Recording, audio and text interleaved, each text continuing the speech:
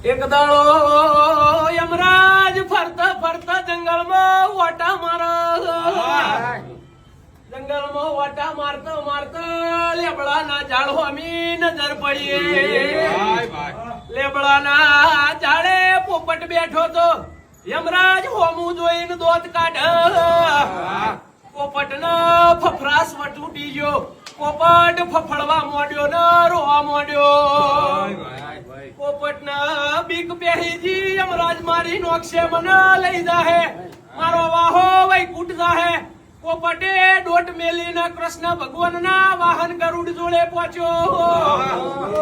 ગરુડ દેવ જોડે બેહીને ચેવું બોલો ગરુડ દેવ મને બચાઈ લ્યો ને કાલ હવારે મારું મોત નક્કી છે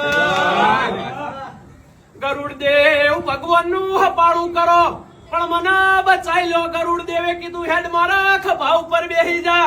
હાથ દરિયાની પાર લઈ જાઉં તને પેલા ગુફામાં બેહારીને મેલી દઉં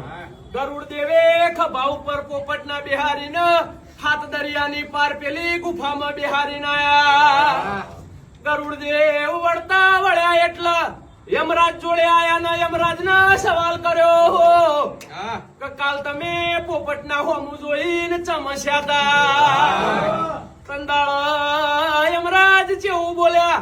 હું એવું વિચારતો તો કે ભગવાનની ચિઠ્ઠી ફાટી મેં એવું લખ્યું તું કે પોપટ હાથ દરિયાની પાર જઈને ગુફામાં મરશે એને એક બિલાડી આઈને ખાઈ જાહે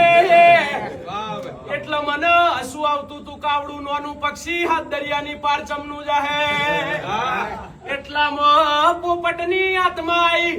ગરુડ દેવ કે સર તું ચોથી આવ્યો તને તો હાલ ઉતારીને આવ્યો છું પોપટ કે છે મારા મરવાનું તોકણ લખેલું હતું તોકણ બિલાડી બેઠી હતી મને મારી નોશ્યો છે એટલે દુનિયામાં જગતમાં હારું ના થાય તો ખોટું કોઈનું કરવું નહીં બે ઓગણીનું પુન થાય તો કરજો કોકની બાપ વગરની દીકરી હોય તો પરિણામજો